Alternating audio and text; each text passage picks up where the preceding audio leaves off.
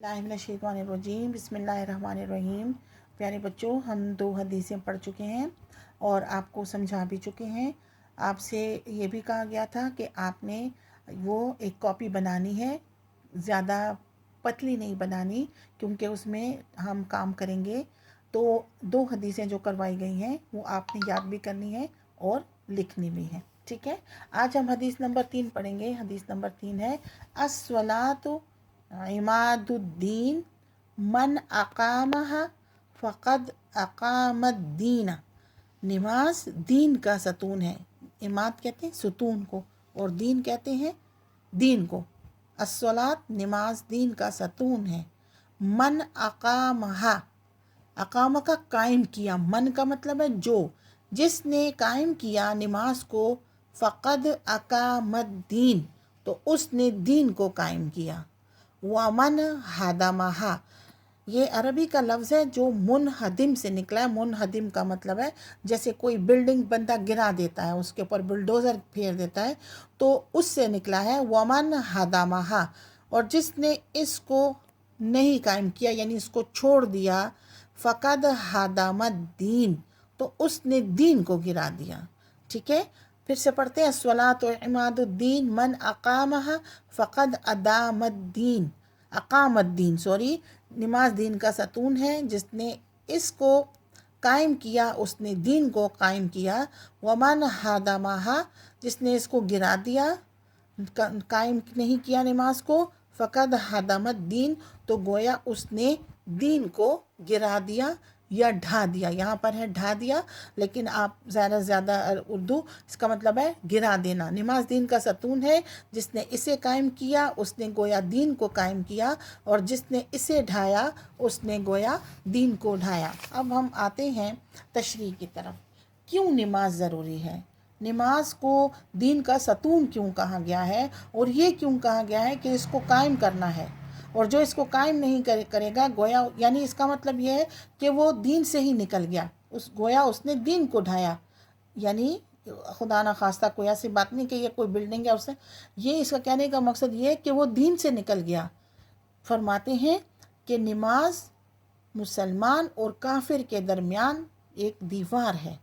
अगर मुसलमान नमाज नहीं पढ़ता तो गोया उसने वो दीवार ढा दी, उसने वो दीवार गिरा दी, और वो अब काफिरों के साथ ही ज़ाहिर है। काफिर और मुसलमान में फ़र्क यही है कि काफिर नमाज नहीं पढ़ता और मुसलमान 5 वक्त अल्लाह के आगे सजदा रेज़ होता है। तो अगर वो ये नमाज नहीं पढ़ेगा तो फिर तो इसका मतलब है कि मुसलमान ही नहीं है। दीन इस्लाम एक इमारत है और नमाज इस इमारत का सतून है। इमारत कायम दायम रहने के लिए सतून बहुत ज़रूरी होता है।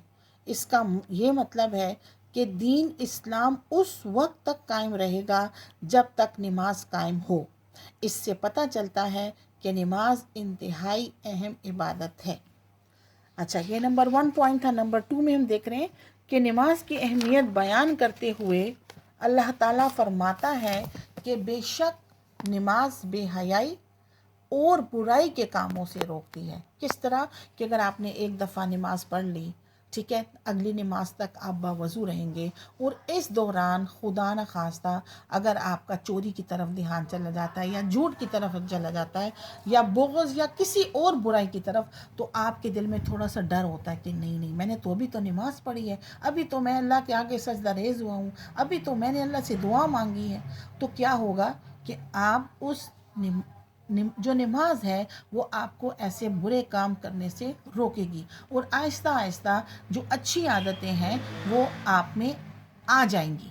अच्छा, इसी तरह अल्लाह ताला फरमाते हैं, एक और जगह इरशाद बारी ताला है, नमाज कायम करो और ज़कात दिया करो और रुकू करो रुकू करने वालों के साथ।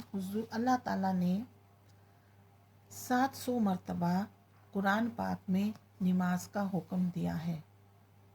तो इसका और मुख्तलिफ़ जगहों पर, यानी यहाँ पर दिया ना नमाज कायम करो और ज़कात दिया करो और रुकू करने वालों के साथ, और फरमाया और डरो और नमाज कायम करो और डरो जैसे लोग अल्लाह से डरते हैं। यानी मुख्तलिफ़ मकामात पर अल्लाह ताला ने नमाज का हुक्म दिया है।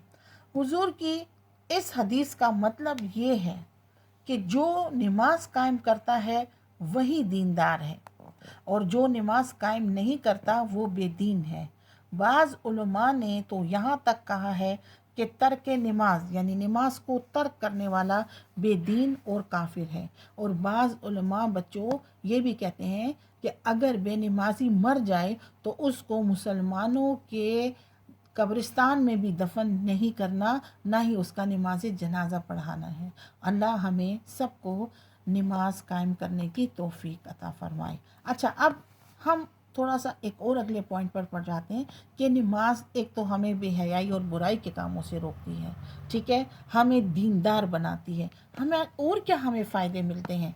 नमाज से हमें तहारत मिलती है। तहारत का मतलब है हम 5 वक्त वज़ू करते हैं, मुंह हाथ धोते हैं, प्रॉपर सब अपने जो बदन अल्लाह ने हमें कहा हम वो आज़ाद होते हैं, हम वो ऑर्गन्स धोते हैं, तो अल्लाह ताला खुश होता है, ठीक है।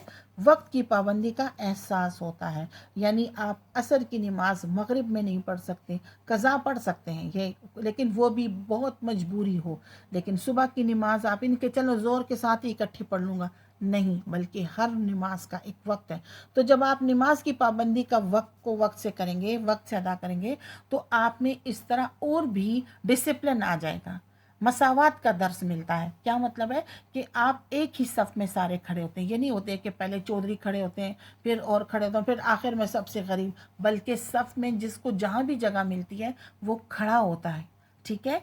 अखुवत और इत्तेहाद का सबक मिलता है, यानी सब बहन भाई एक ही वक्त में सब जो हैं वो रुकू करते हैं, सजदा करते हैं, ठीक है। इस तरह ईद की नमाज़ों में, ईद की नमाज के बाद लोग एक दूसरे से गले मिलते हैं, एक दूसरे के हाल अहवाल पूछते हैं, तो ये नमाज के फ़ायदे हैं और गुनाहों से बचने का ज़रिया बन जाता है। बच्चों, आप सब नमाज के आदी हैं मुझे मालूम है, लेकिन नमाज को बाकायदगी से ज़रूर पढ़िएगा, ठीक है, और इस हदीस को लिखिएगा भी। अल्लाह हाफ़िज़।